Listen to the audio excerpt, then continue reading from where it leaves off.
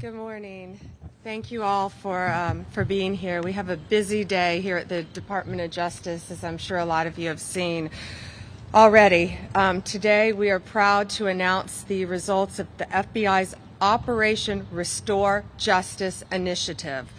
This historic, unprecedented nationwide operation led to the arrest of 205 child sex predators. Unbelievable. In just 5 days.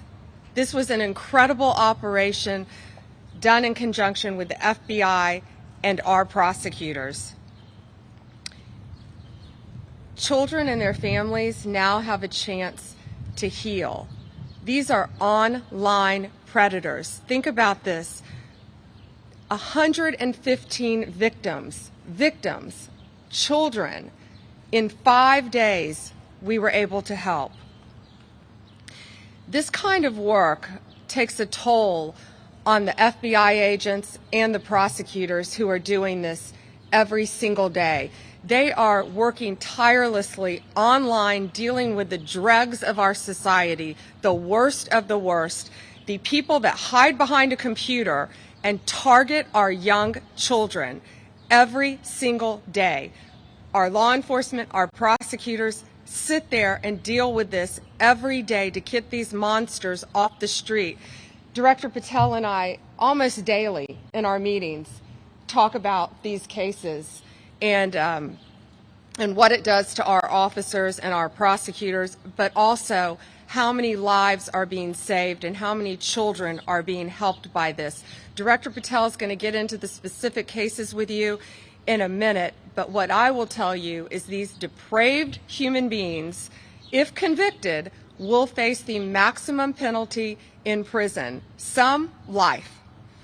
We will find you, we will arrest you, and we will charge you. If you are online targeting a child, you will not escape us. The FBI and the Department of Justice will come after you, and we will prosecute you. Parents, you have to know, this is so serious. Your child has no right to privacy on the internet. None. You have to monitor what your kids are doing, whether they're playing games on the internet, on social media, any other websites that children, teenagers frequent, an online predator can find them. I always say it's from instant message to instant nightmare. Parents, they're talking to your kids like they're other children, and they're not. They're predators. They pose as children. They get them sometimes to post explicit pictures of themselves after they talk to them. And then in some cases, they even try to blackmail the children. The suicide rate among teens ages 14 to 17 has increased as a result of this as well, because teens are taken advantage of and they're manipulated online by child predators. So all of you being here today and covering this is so important because parents need to know. You've got to talk to your kids. They think they're talking to other children, but most of the time they're not. Director Patel, thank you.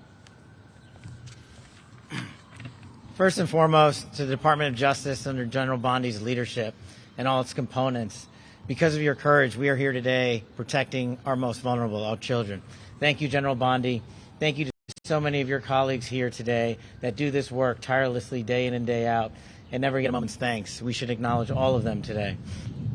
As the FBI director, I'm humbled to lead some of the bravest men and women in law enforcement, and I want to thank our 55 field offices, our 90-plus United States Attorney's offices, our CIOS section, our CRIM division here at the Department of Justice, and our field offices throughout the country with lawyers and prosecutors and agents working tirelessly on some of the harshest criminality we've ever seen. They don't take breaks because our children deserve a free and open society. I also want to just take a moment to emphasize the priority of this Department of Justice and this FBI. Our children. If you harm our children, you will be given no sanctuary. There is no place we will not come to hunt you down. There is no place we will not look for you. And there is no cage we will not put you in should you do harm to our children. The prioritization of this administration and General Bondi has made it abundantly clear to child predators you will be hunted down and you will be prosecuted. And that is a refreshing thing to hear for the men and women who do this work tirelessly. And it's also an acknowledgement of the safety that we look forward to bringing America. As the Attorney General mentioned, there are a couple of cases worth highlighting. People in places of public trust have violated not only the law, but that public trust, to include teachers, law enforcement personnel, and other professionals that we look to safeguard our children have not only violated the law, but violated the trust. In Minneapolis, defendant Jeremy Francis Plonsky, a Minneapolis state trooper and former Army reservist, was arrested for producing child sexual abuse material while in uniform. Not anymore. In Norfolk, Virginia, defendant Jose Alexis Valdez Sosa, an illegal immigrant from Mexico, again, allegedly arrested for transporting a minor across state lines. No more. Another example, right here in Washington, D.C., in the Metropolitan Police Department, Officer Linwood Barnhill, a former already convicted sex offender, was arrested again for exploiting more victims, more children, while on supervised release. These are just three examples that show you the extent and the depravity of these horrific crimes. And we need to team up together with the American public to find the rest. I want to give a special thanks to the National Center for Missing and Exploited Children for the tireless work they do in partnering with us. And again, I want to thank the Department of Justice and all these folks here.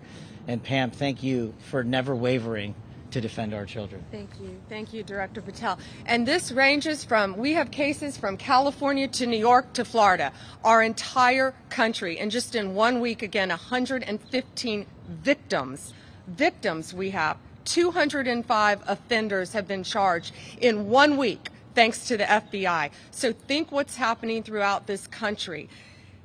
Children are being taken advantage of, and we have to stop it. Thank you for covering this very important topic today. Thank you.